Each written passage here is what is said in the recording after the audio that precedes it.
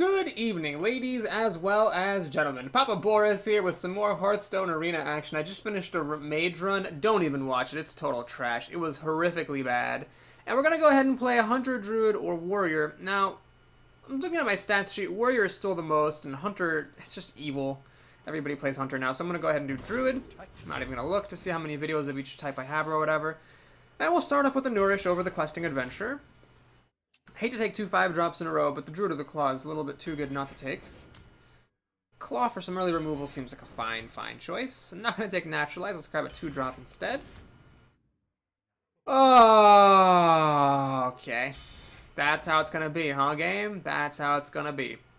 Well, Leper Gnome, this is not an aggressive deck. We'll take the Panther then. It'd be nice to get some 2-drops. This, however, is not what I was thinking about. Oh, Jesus. Wow. Wow, what a pick. Ladies and gentlemen, all of you people who keep commenting that I'm so lucky. Yeah, well, let's take a look at these cards, shall we? Good cards, right? So the Nightblade, I hate taking a 5-mana this piece of junk. It does give some burn potential to your deck, but I'd rather just get this Taunter. I mean, whatever. Hopefully I can do something good with it at some point. Okay, this could have a useful application. So I will take it over the Blood Accelerator, which is just a 2-3. Ancient of Lore, that's pretty good. Molten Giant is a consideration, certainly. Oh, Jesus, motherfucking Christ. God, I can't take War Golem. I mean, I've got a really high curve already. Let's take Soul to Forest. I'm not taking a Healing Touch, I'm just not taking it. I don't care what you guys say. Savagery is not good anymore, or yet, so we'll take the Kodo. Swipe you always take. Claw again. Yeah, I'll take a Claw over the Mechanic. Geez, this is weird. Stormwind Champion I still don't really feel right about here. It's pretty high curve. We got, I mean, already a 1/6 of our deck is committed. 5 mana and higher. Raid Leader could be alright, but I'm going to take the Ooze just to make sure we've got these early drops. And then out against weapons can be nice as well. I will happily take an Iron Bark, so this is what I'm saving my curve for. There's these Iron Barks. Oh, Jesus. Mark of Nature. I don't want to take another Mark of Nature. We're taking another Crocolisk. Moonfire, we will take, so this is tricky because the Geomancer makes Swipe insanely good, but I want some card draw that isn't Nourish, so we're going to take the Acolyte. You know, I had a run recently where I regretted not having 3 Iron Barks, so I'm going to take a second one for sure. We're going all the way to the end game, ladies and gentlemen. Alright, well, the Argent Squire is nice. Even if you have a slow deck, that's a good thing to drop on turn 1. This is actually a nice mid-game creature. Over a 3rd Claw, I think, is fine. So plenty of card draw in here. I'll definitely take a Wild Growth to accelerate things out. And another Swipe, certainly. Okay, this is looking good. Ooh, we got a Premier 3-drop. That's very good in a lot of different cases. Don't want to take either of these. This is a price I don't want to pay if I'm going to be dropping Iron Barks. This just sucks. So we're going to take a pretty mediocre 3-drop. Moonfire. Is that better than a Shattered Sun Cleric? You know what? I don't think I'm going to take a Moonfire. Well, actually, hold on. It does work really well with, you know what? It works well with the Auctioneer. Let's take it. Let's take it with the Auctioneer. I'm going to take this. With 2 Iron Barks, Ancient of Lore, I actually just want to survive to the end game, so let's take this quasi-removal card, the Blue Warrior. Oh, this is garbage. I don't want a Harpy, that's for sure. You don't want a Harpy when you have other endgame. Okay, so the option here is, do I take another Auctioneer, which gives me a very high curve, but the potential, you know, to do some nice combos with things like Moonfire, Wild Growth, and even Claw, or do I take this for some burn potential? Let's take the Auctioneer. That was a tough call. That was a tough call. The Arcane Golem, I mean, 4 damage for 3 mana is very solid, but I feel like people are playing a lot more Taunt than they used to. You can't really rely on your opponent not having Taunt to the same degree as was possible previously, so I'm not going to count on that for burn potential. Let's go ahead and solidify my deck. So there's a ton of card draw in here. The Auctioneers, the Nourish, the Acolyte of Pain. I just need to survive, and then we should be in business. Ancient of Lore can also card draw, though. If I fall behind, I might have to use it for life gain. Wow, well, this is great.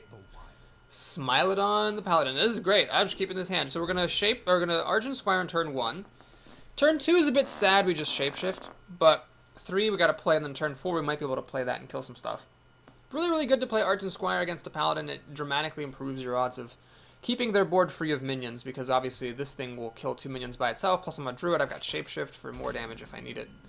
Things are looking pretty good. Okay. Light protects me. Oh my god, my computer's being silly. Hang on a minute, folks. Okay, stop being silly. So now we've got Claw as well for killings, if we need to. Let's say my opponent played a 2-3 here. I'll totally Claw on Divine Shield and pop it off. It's going to make a reinforcement. I do not agree with that plan of action at all. It's just going to die to Shapeshift. And in fact, I had nothing better to do than play Shapeshift, so because he did that, he just lost his coin for nothing. So Smilodon makes a pretty weak play. It's almost like the arena is rewarding me with my shitty last run. That's not true, by the way. It's supposedly, according to Blizzard, there's no, like, matchmaking or anything like that in the arena. It's just, everyone's in the same field. Alright, I wanted to play the Accolade, but I also want to kill that Knife Juggler. So we will kill it. Like so. I could have Shapeshifted and Divine Shield to kill it, but I like the idea of getting this thing out here. Tempo is good. Because my deck has such good endgame and so much card draw, I am very confident that if I can just stay even with my opponent, that I'm actually ahead. And so far, things are looking really good. My opponent's lost his coin for no reason. He has a board free of minions. I've got removal, I've got board presence, and I've got card draw, so really, who could ask for anything more? Let me think.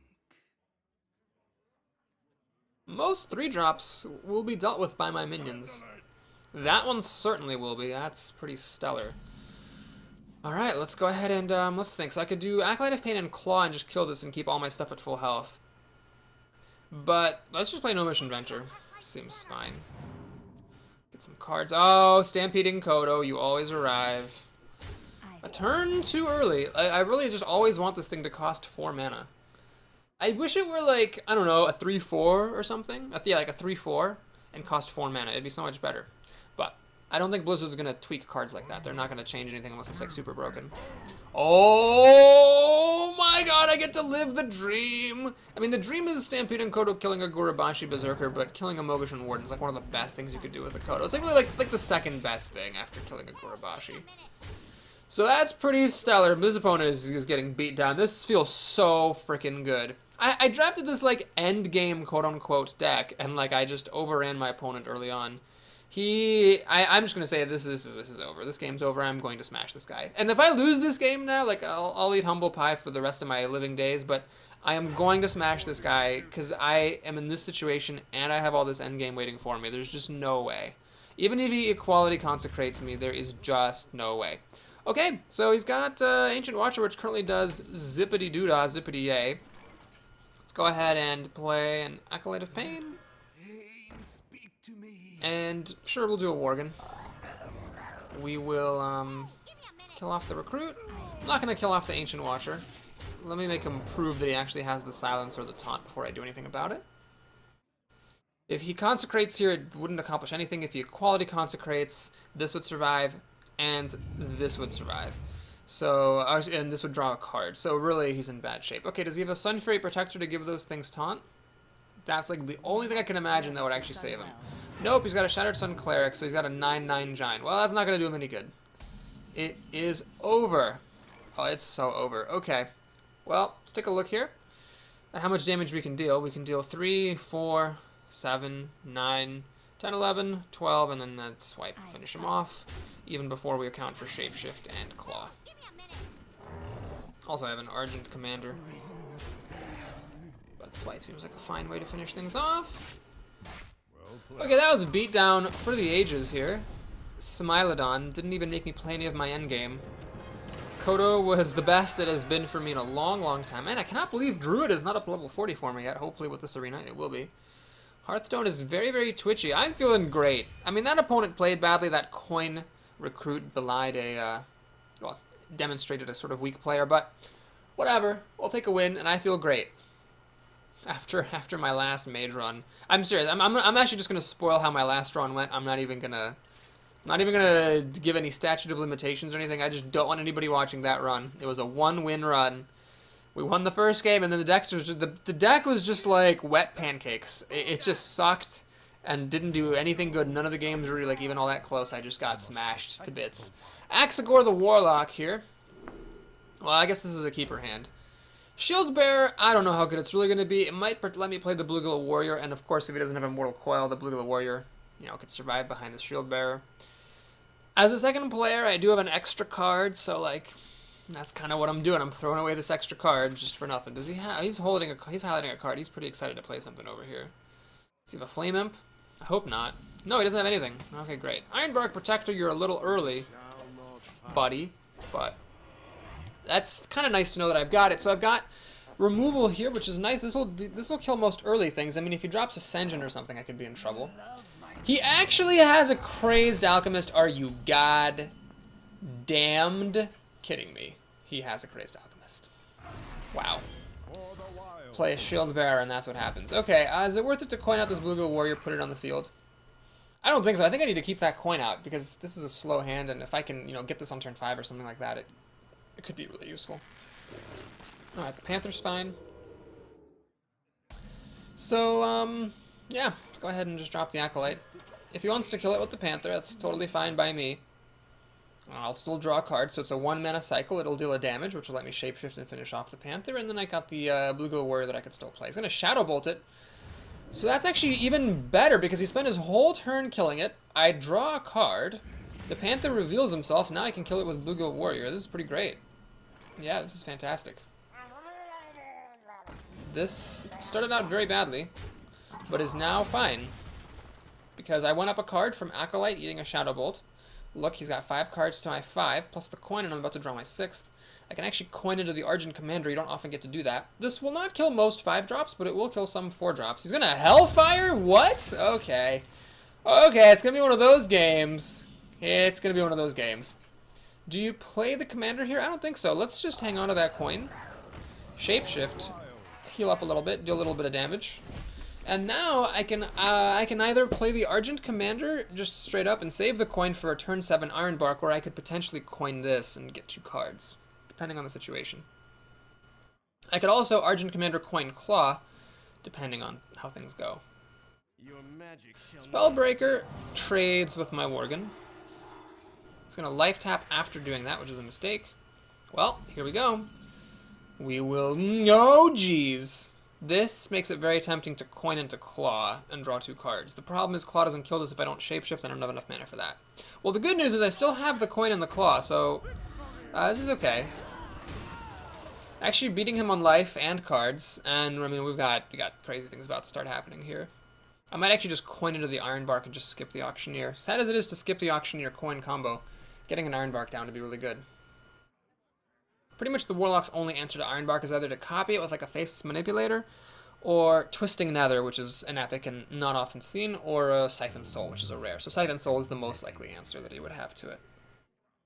You can have a Big Game Hunter that's also an epic. So really, like, as far as non-epic answers go, Ironbark is difficult for a Warlock to respond to. Doomguard, wow, alright, so he's gonna go far behind on cards. He actually had some early drops. I don't know why he didn't play something first.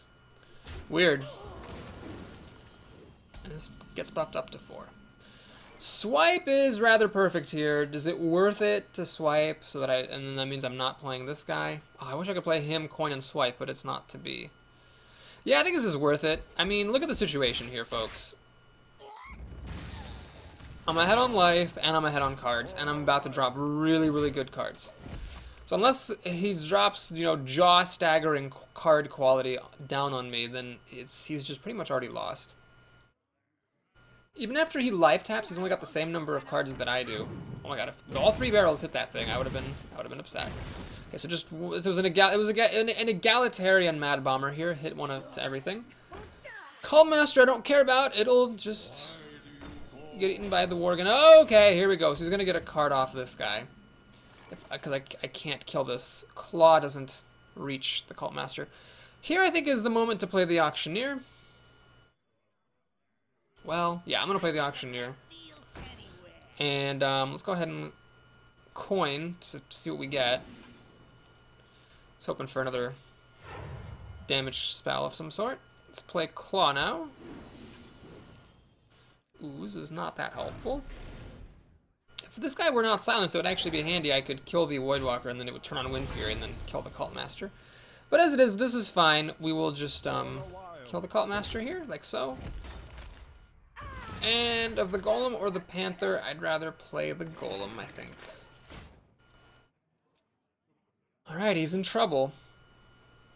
He's in lots of trouble.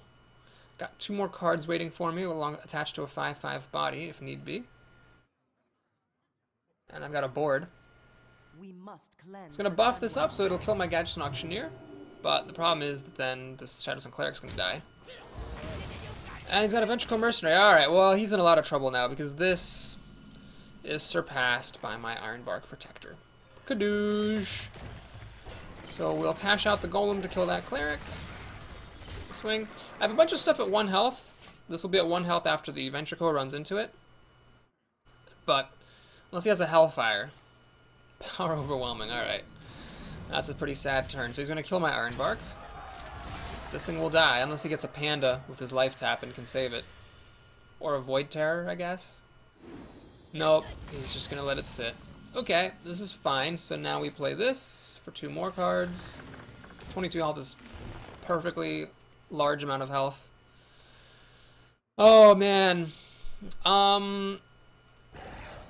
Let's do this and this, and let's play the Jungle Panther. So we're threatening lethal here. Hellfire will not save him because it'll damage him, and then Moonfire plus Shapeshift will kill him off. The only out he has is Twisting Nether, and then I still have bunches of cards. Ready, sir. Does he have a Defender of Argus to drop in between these 2 guys? No, he's got a Hellfire after playing his minions. Okay, sure. Whatever you want to do, man. Whatever you want to do. Yeah, my Ancient of Lore is going to get the killing blow, and that's that, ladies and gentlemen. So this is much better. If you like this video, please like and or subscribe, and I'll be back soon with the rest of the games. Hopefully it's not about to dive bomb or anything, and we'll just continue cruising in the onwards direction. I'll see you soon.